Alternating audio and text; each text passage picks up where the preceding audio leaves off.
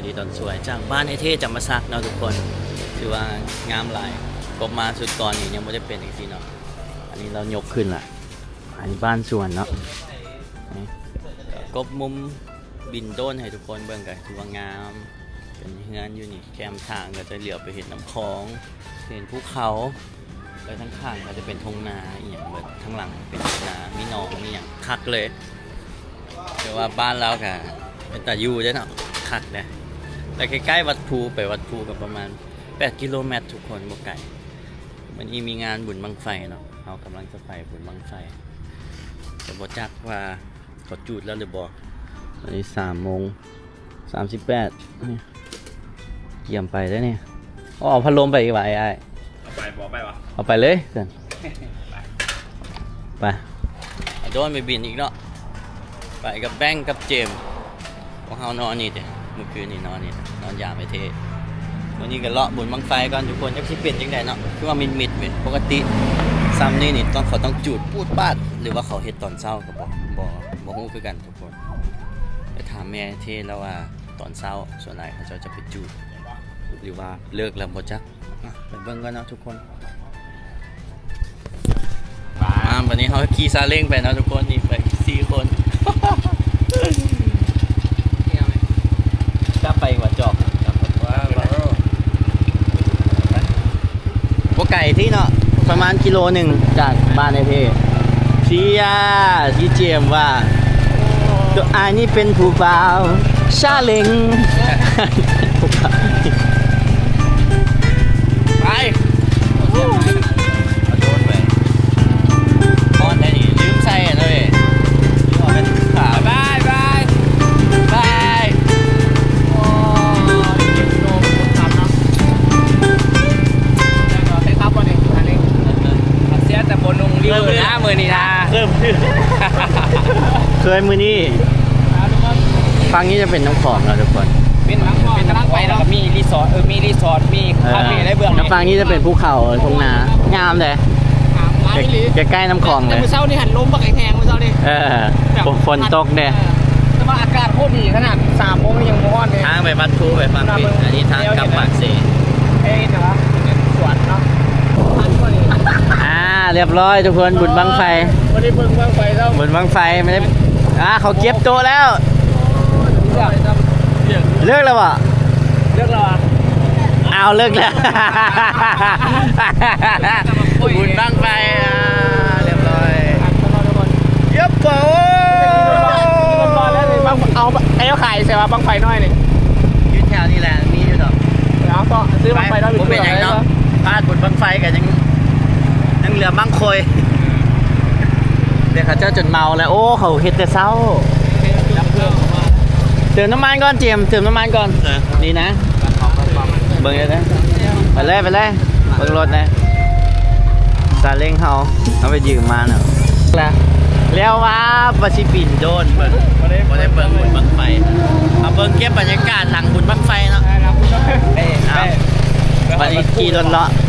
วันนี้ขี่ไปวัดภูขี่ไปวะไปวัดภูไปกันได้มื้อเดียวนะบ่ไกลนะ8 กิโล6บาทเนี่ยเอา3 นาทีต่อกิโลจากนี้เอาพลาดจากบังไฟรออันนี้ก่อนไปคาเฟ่ไหมอันนั้นเอามาพลาดจะกุบังไฟแล้วส่วนนี้7 กิโลกว่าไปเขาพักกันเมาเลยเนาะเขากินเขาไปจู่แต่เศร้าเว้ยบ้านนี่นั่นพูดอันนี้เรามาลังไหนดิป้านั่นพูดป่ะมันพูด7 กิโลอ่ะบ้าน6ไป6 บวกไกลไรนะไกลวันนี้ทำมันห่มแบบนี้เลยได้แต่อย่าสุดตกเลยล่ะคุณโต๊ะกับม้วนแล้วทันโต๊ะกันล้มต้มเลยไปคืออันนี้จะเป็นตึกเก่าเนาะสมัยฝรั่งเศสมาปกครองเป็นตึกเนี่ยจังสิแต่อันนี้จะโซนอันนี้ในเมืองจำปาสักทุกคนเส้นนี้เนาะบางตึกแต่สมัยก่อนได้นี่บ้านเรือนอาคารตั้งแต่สมัยฝรั่งหมดเลยเราเปลี่ยนตัวนั้นพิต้าเขาไปทางไหนงามมีกายมาแล้วอันนี้จะมีโซนต่างประเทศอยู่นะ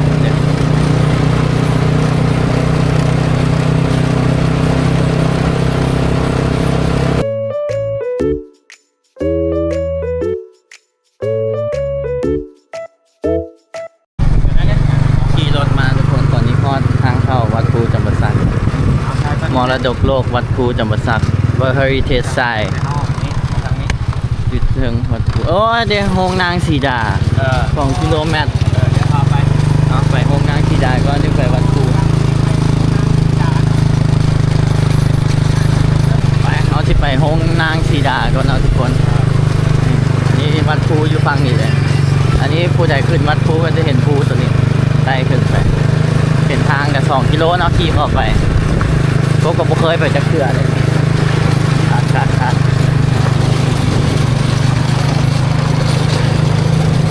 เด้วัดภูเขามาจำเลย วัดภู วัดภูนี่เด้เขามาจำเลยข้างเว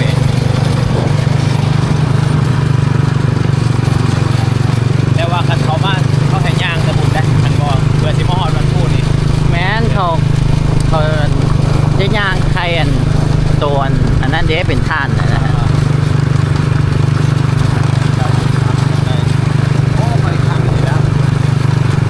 เด้โอ้ไปวัดภูเข้านี่ได้วะ เอานี่ได้ พวกนางสีดาไปฟังนี้โอ้ทางอย่างเลยนี่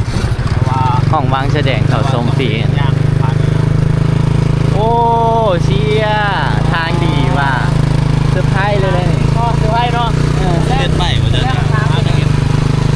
ทางที่ดินเนาะใหม่แล้วเข้ามาเป็นทางอย่างแบบปูงามเลยนะทุกคน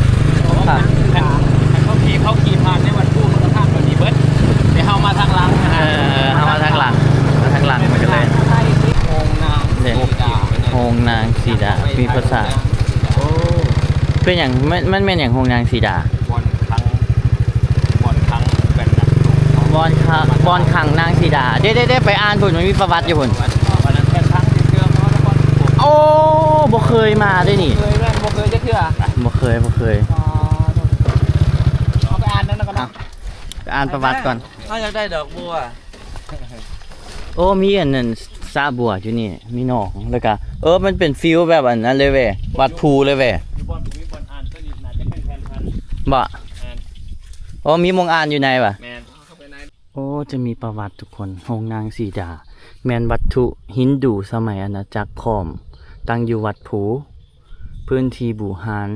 แห่งภูมิทัศน์วัฒนธรรมจำปาสักซึ่งได้รับการกำหนดให้เป็นมรดกโลกของการยูเนสโกในปี 2001 โอ้อันนี้ก็เป็นมรดกโลกครั้งแรกทุกคนโฮงนางสีดามีความหมายว่าปราสาทของเจ้าหญิงสีดาโอ้เป็นปราสาทของเจ้าหญิงสีดามันมีความสำคัญทางภูมิศาสตร์และประวัติศาสตร์เพราะเป็นจุดเริ่มต้นของเส้นทางบูฮานทุกคนโอ้เป็นจุดเริ่มต้นของเส้นทางบูฮานนี่ของซาวค่อมนี้น่าจะเป็นเขมรเนาะทุกคนกันกัมพูเชียเนาะคิดว่าอันนี้ตามกบคือฟังชื่อว่าค่อมที่เชื่อมต่อบูฮานวัดภูกับอังกอร์วัดอีหลีเด้ค่อมนี่แม่นต่ออังกอร์วัดเนาะของกัมพูเชีย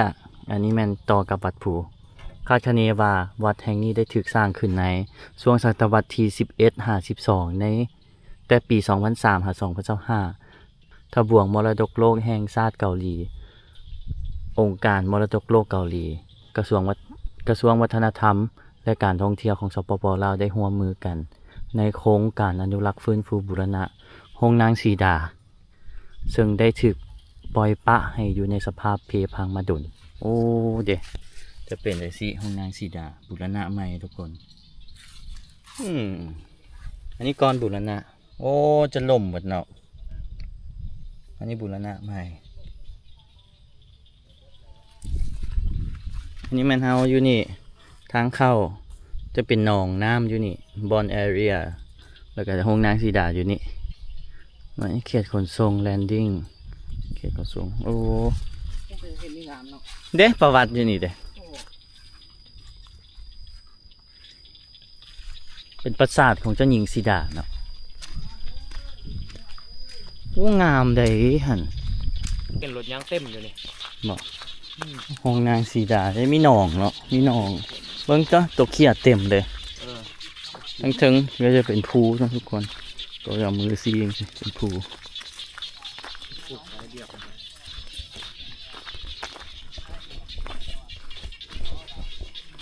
ตัวเขียด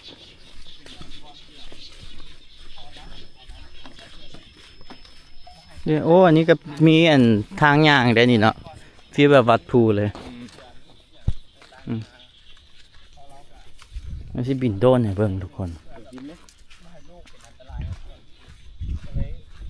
เบิ่งทุกคนโอ้อันนี้บูรณะได้นี่นะสมัยก่อนเก่งเนาะนะเดี๋ยวมันขั้นใดขึ้นมาจะเป็นก็โทรศัพท์ถ่ายเนาะเป็นรูปต่างๆได้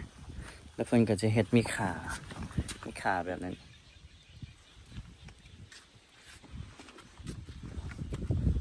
โอ้อยากไปเบิ่งอันก่อวัดเว้ยโอ้อันนี้เป็นห้องนอนเพิ่นบ่นี่โอ้มีบูชาอยู่ในเนาะใส่เบิ่งถูกโอ้ประตูคือกันเลยเว้ยคือวัดภูเลยเว้ย แต่ว่าตัวนี้จะหน่อยกลัว น้อยก่อนนะหินนะโอ้สมัยก่อนเขาเฮ็ดจังได๋เนาะเอามาหย่องกันสิแล้วตัดจังได๋นี่นะหินเนี่ย เสาเข็มบ่มีหยังเลย ไงมีแต่เอาหินมาวางแล้วเป็นหูจังสิเดี๋ยวเป็นหูจังสิน่าจะเอาไม้เนาะนี่เอาไม้ปุ๊บแล้วก็แบกขึ้น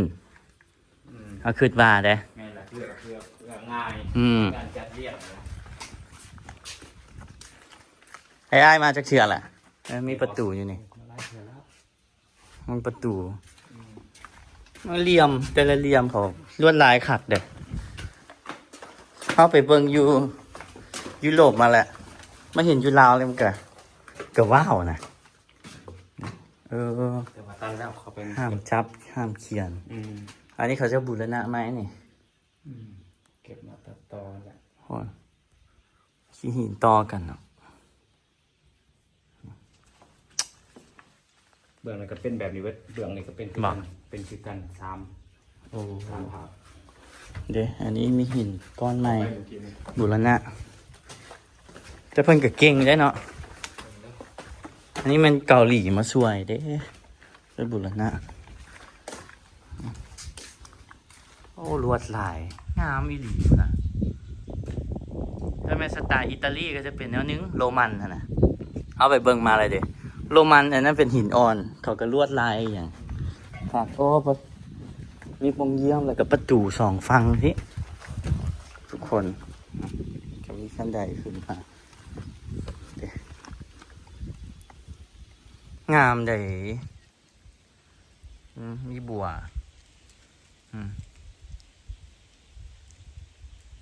งามใดตอนนี้ฝนตกนะนี่เบิ่งลวดลายต่างๆฝน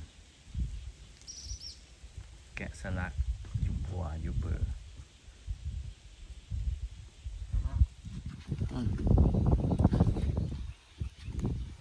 งามอีหลี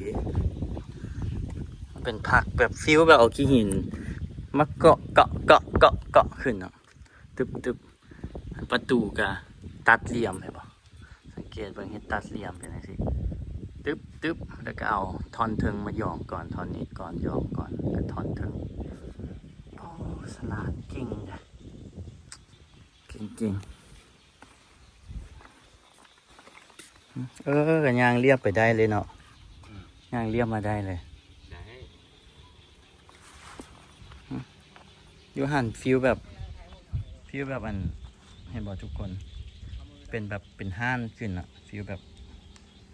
ทั้งขึ้นจังสิปุ๊บแล้วเป็นห้านขึ้น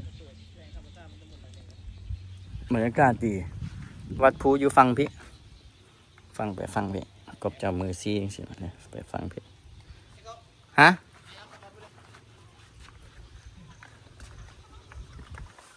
ประตู2ฝั่งก็ว่าเชื่อว่าหลายคนน่าจะบ่เคยมาขนาดก็เป็นคนลาวอันนี้เป็นครั้งแรกด้วยนี่หงนางสีดาฝั่งนี้ก็ออกได้กันเดี๋ยวสมัยก่อนอันนี้จะเป็นดินจีทุกคนตัวนี้จะเป็นดินจีแล้วก็จะมีประตูคือกันเลยแล้วก็จะมีขี้หินใหญ่ๆวางอยู่พื้นนี่งามเนาะเบื้องทางขึ้นนี่ก็คักนะเป็นรูปแบบ ฟีลแบบอียิปต์เนาะ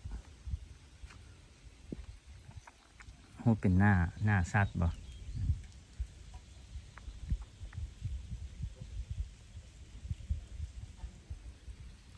มึงสังเกตเบิ่งอันนี้ก็จะเป็นล็อกหนึ่ง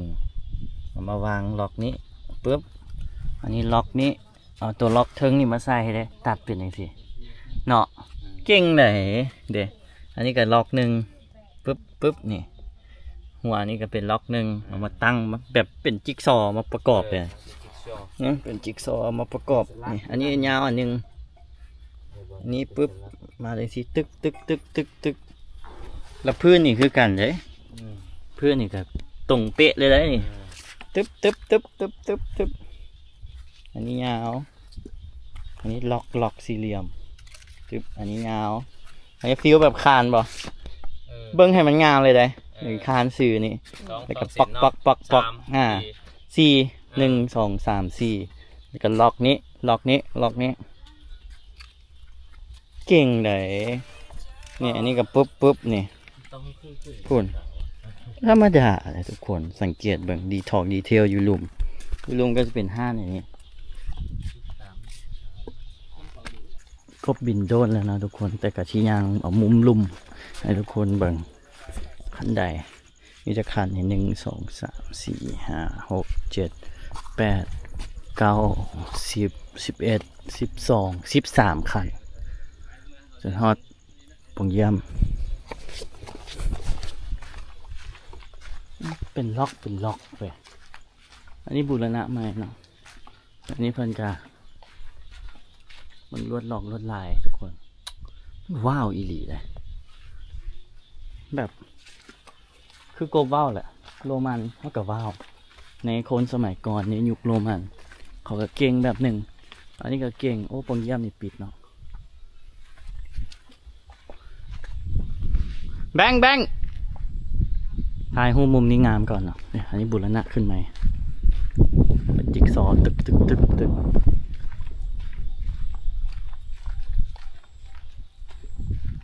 งาม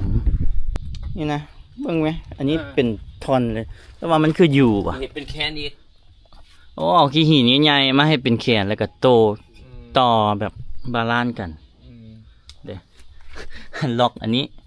หน่วยนี้เนาะออกมาข้างๆเฮ็ดทุบได้ให้ทุบเป็นเสลี่ยงมันชุดซ้ำนี่เด้เนี่ยมันชุดซ้ำนี่ไม่ยองอันนี้เป็นท่านใช่ไหมงงเลยงึดเดี๋ยวทุกคนแล้วพื้นนี่ก็มีอันนี้ปูอีกได้ปูอีกรอบนึงแทงอันนี้เป็นแทงมาวางใส่เพราะแทงนี่ยาวเป็นควงเลยขาแทงยาวเป็นควงอย่างนี้ก่อนแล้วก็จงวางอันนี้ยองเดี๋ยวเป็นควงฟังนี้ก่อนแล้วจงอันนี้มาจีเนียดเว้ยทุกคนจงอันนี้มาใครนี่แล้วก็ตัวนี้ยองไปฟังนี้นี่ก็สุดออกมา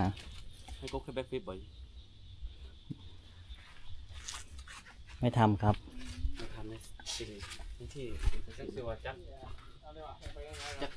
สลัดใดเห็นบ่เขาเอาตัวนี้มาลักนี่ก่อนตั้งให้มันอยู่นี้มาทวงน้ำหนักทวงน้ำหนักตัวนี้ส่วนออกมาตัวนี้ก็ส่วนออกมาเอาอันนี้มาใส่ตึบเนี่ยฟังนี่คือกันเอามาทวงน้ำหนักตัวนี้ตั้งสื่อมาข้างๆนี้แล้วเอาล้วงควงมาตอนนี้ลงนอนมาฟังนี้อันนี้ล้วงควงไปฟังนี้พวกนี้ยึดกันเองเนาะจีเนียดได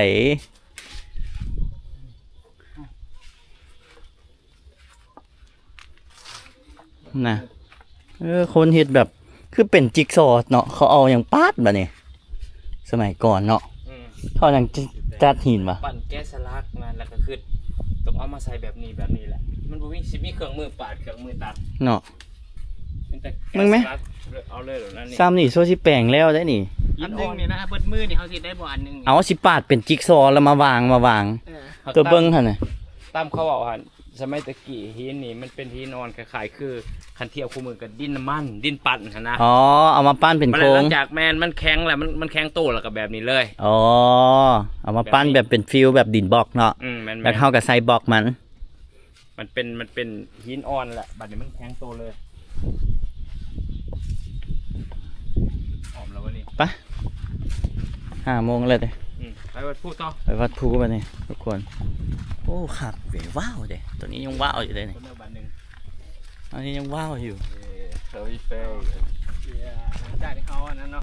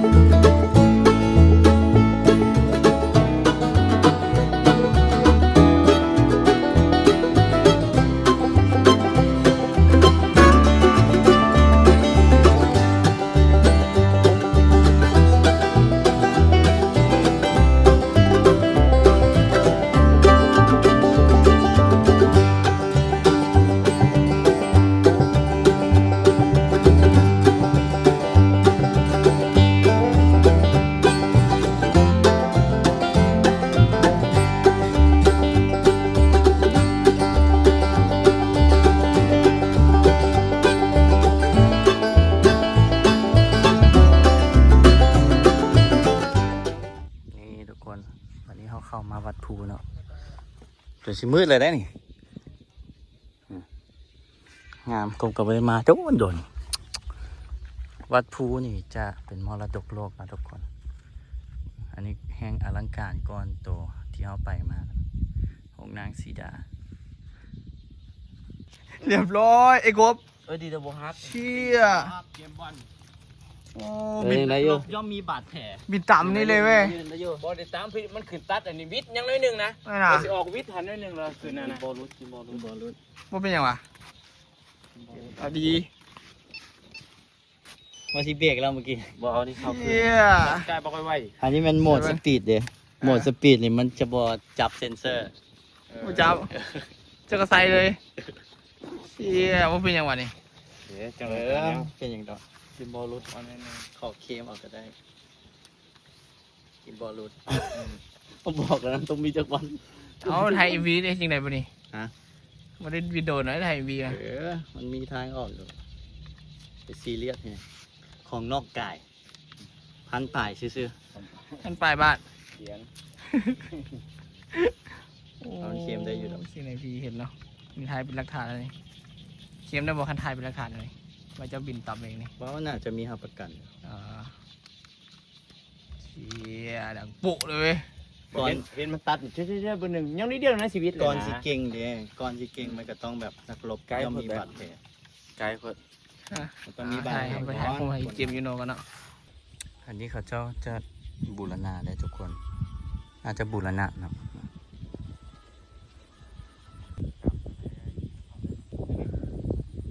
งามอีหลีเบิ่งดีเทลแต่ละอันนะทุกคนกบจะบ่เข้าไปในเนาะจะถ่ายทางนอกเอา เขาบอก ฮะ เขาบอก บ่เข้ากันได้แล้ว มันสิมืดเลยเด้ฝนก็สิตก ไปตอนนี้ก็สิอันเมื่อเนาะเข้าฟังนี่ก็ได้สันคือกันเด้จะมีสองฝั่ง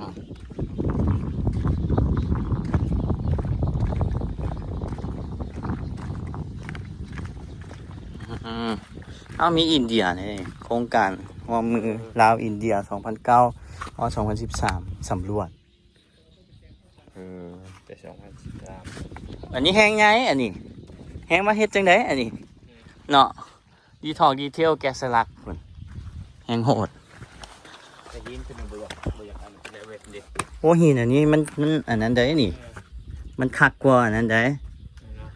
เฮาว่ามันหนักกว่าหั่นน่ะ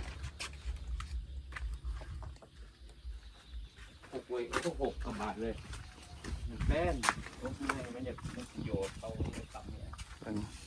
อันนี้แห้งหินใหญ่มาประกอบกัน ปกเนาะ คัก อนยามนั้นแป้นเขามาละใหม่มาตัด ช่วงบุญพุ่นละ อืม ช่วงบุญวัดภู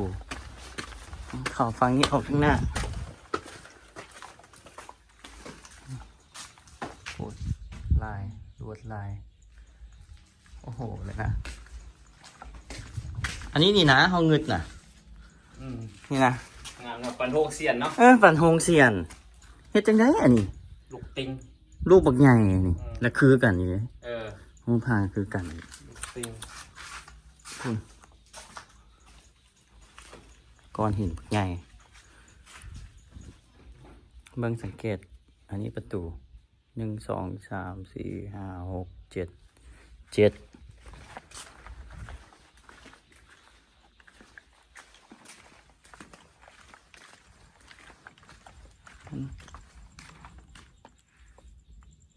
เชื่อว่าบางคนก็ได้มาเนาะบางคนก็ไม่ได้มาทุกคนปองเยี่ยมนี่มีเจ้าปอง1 2 3 4 5ฝั่งนี้ก็5 1 2 3 4 5แต่ว่าเสาอันนี้มี7เนาะฮะ 10 เมตรกว่าได้เนาะยาว อยากว่าอยู่เด้ประมาณ50 เมตรได้อยู่ใหญ่ได้โอ้ยพี่หินทั้งเทิงหย่องเทิงสุดปองเยี่ยม2 ปอง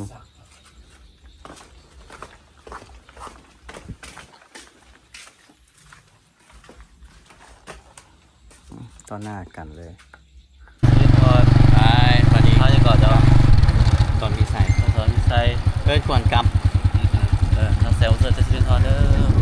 กลับเดอร์ก่อนกลับเงินซาเดอร์ไปก่อนกลับเงินกับซาครับ เอากระสิกลับเข้าไปทุกคน น่าจะประมาณ20 นาทีพอดีใกล้สิมืดเนาะบ่มีโดนเลยได้ป่ะนี่โดนตังไปเลยฮะโดยต่ำก็ได้ฟุตซอกฟุตเจตายอยู่เอาเดี๋ยวแวะโดยต่ำก็จะพุกกันไปกินต่ำก็เนาะแวะกินต่ำก่อนเมื่อไปบ้านไอเท่คือเก่าบรรยากาศยามแรงคักดีได้นั่นนะตู้ก็คักกินต่ำก่อนเนาะทุกคนก่อนกลับคักเลยได้นี่บวงสดเลยได้รุ่นนี้มีทิชชู่ใหญ่อุปกรณ์แบงค์ทัวร์พกกระไดเด็กเป็นลายฮูบไปนะ เชี่ยได้วะ แดกครับว่ะ สมโตย ครับว่ะ ลงกันตีเชี่ยคนที่ไอ้กบไอ้บอยเบิ่งตี ใส่เท่ว่ะ อยากให้ที่ฮู้เดี๋ยวว่าเขาแต่งฮู้เดี๋ยวตกปกเลย ต้มเลือด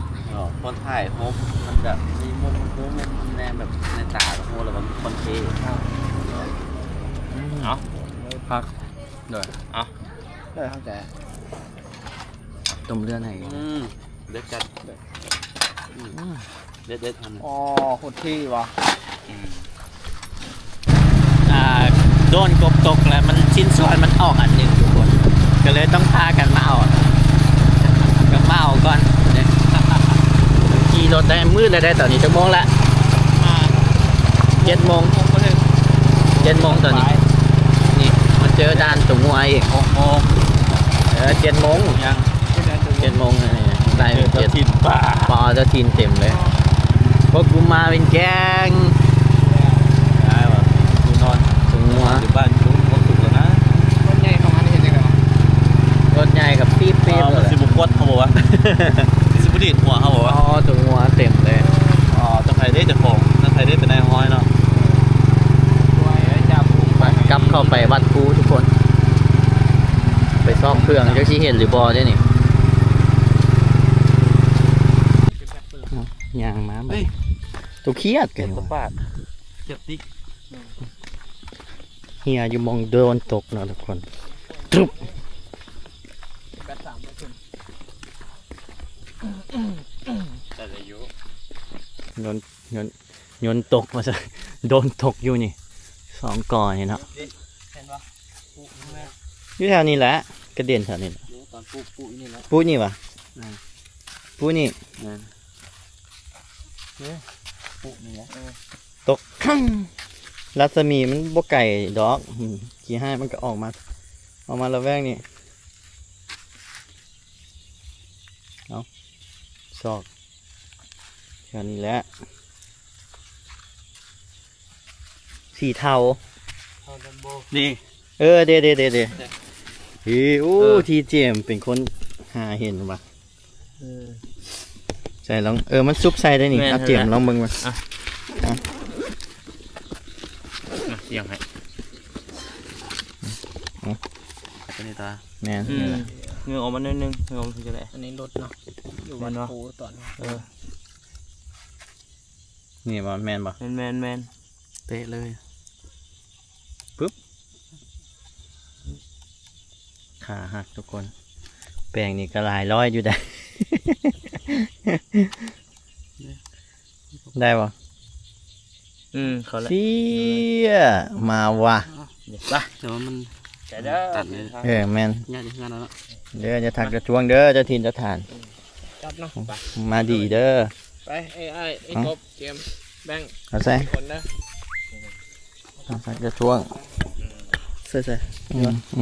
ซุปใส่มีซิปเลยเรียบร้อย เขาจะก้านเขียดอยู่ได้อหัน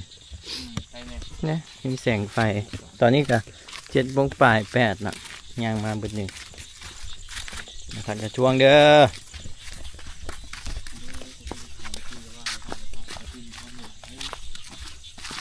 เอาไปเอาอันนั้นโดนชิ้นส่วนโดนก่อนมากินตำคือเก้าทุกคนยังกินโมอิ่มเมื่อกี้ ลืมเลยคือบ่ออกมันเช็คร่นอยู่จึงว่าอ๋อชิ้นส่วนมันเหี่ยกินแล้วก็สิกลับนะไอเทท่าอยู่บนบ้าน นี่พาเดินนึกกินตำเมืองงานเลย รถใหญ่มากเลย มันเลยกับทิมเลยแหละ บอที่เต่าเรียกลูกหมู ครับ มันอยู่ที่2ตัวนะมึงต่อ ทุกคนตอนนี้พวกเขากลับมาฮอดบ้านไอโซแล้วเนาะมาจากบ้านไอเทกับประมาณ40เกือบ50หลักขี่มากันแป๊บเดียวเพราะว่ากลางคืนเนาะขี่ไวได้เจอกันคลิปหน้าทุกคนวันนี้ไปเบิ่งบังไฟกับบ่ได้เบิ่งเนาะได้เห็นแต่เอียงก่อนเข้าไปโฮงเอียงวะ ห้องน้ำสีดา ห้องนางสีดากับฮอดภูนะทุกคนแล้วกันโดนตกจากจิแปลงเบิดเท่าใดเนาะ เจอกันคลิปหน้าทุกคนเด้อห้ามสกิปโฆษณาเนาะพอดีที่ได้ค่าแปลงโดนเด้ โอ้ใส่ว่ะทุกสิ่งมันใส่ของเราไง เอาก็แม่นแล้วเฮาบ่แม่นของเฮา เออ แต่เฮาก็ต้องหาเงินไปเด้มันเป็นของนอกกายเด้ แล้วสำหรับใครที่เห็นคลิปนี้แล้ว โดเนทมาได้เนาะทุกคนเนาะ โอ้ เพื่อแปลงเจอกันคลิปหน้าทุกคนบ๊ายบาย เลย